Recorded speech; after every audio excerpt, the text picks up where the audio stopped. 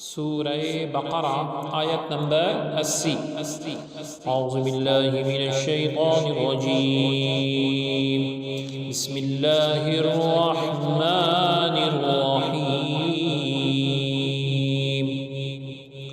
وقالوا لن تمسنا النار إلا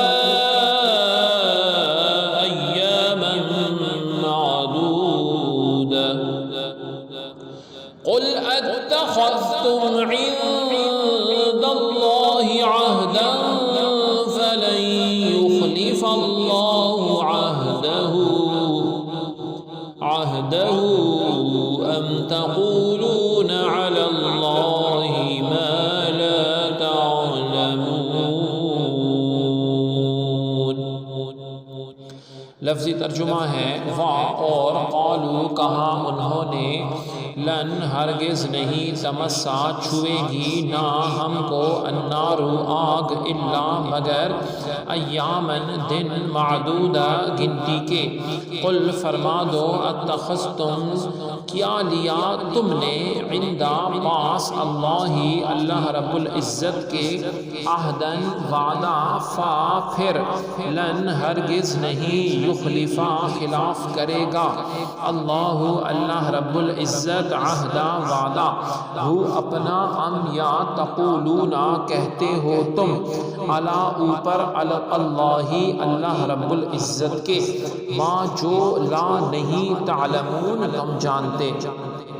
با محاورہ ترجمہ ہے اور کہتے ہیں کہ ہم کو ہرگز نہ آگ لگے گی مگر چند روز گنے چنے۔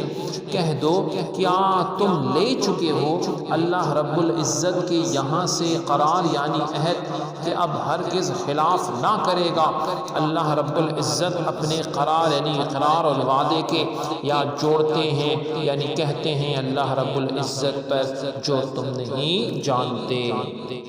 آیت کی تفسیر میں فرمایا گیا لن تمسنا النار ہمیں تو ہرگز آگ نہ چھوئے گی۔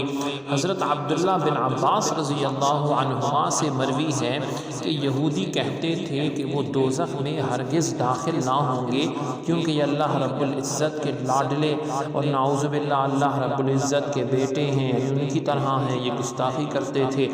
مگر اگر وہ گئے بھی تو صرف اتنی مدت کے لیے جتنے عرصے ان کے آبا و اجداد نے بچھڑے کی عبادت و پوجا کی تھی، اس کے بعد وہ عذاب سے چھوٹ جائیں گے اور وہ مدت 40 دن ہے۔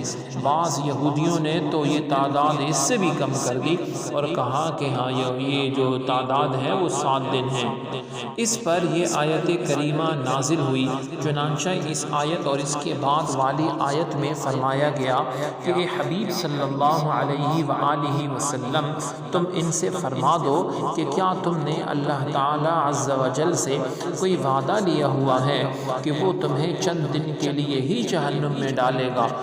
اگر ایسا کوئی عہد ہے پھر تو اللہ تعالی عز و جل ہرگز وعدہ خلافی نہیں کرے گا، لیکن ایسا کچھ ہے نہیں، بلکہ حقیقت یہ ہے کہ تم اللہ تعالی عز و جل پر جھوٹ باندھ رہے ہو۔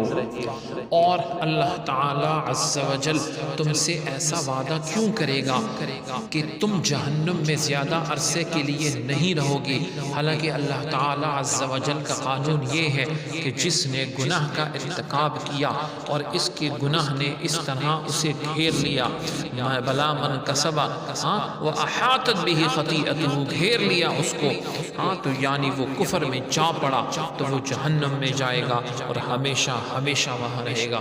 اللہ رب العزت ہمیں اس اذیت ناک جگہ سے بچنے کی اور امان عطا فرمائے۔ سبحانک اللہم و بحمدک اشہد ان لا الہ الا انت استغفرک و اتوب الیک، وصلی اللہ تعالی علی خیر خلقہ محمد وعلی آلہ و اصحابہ اجمعین برحمتک یا ارحم الراحمین۔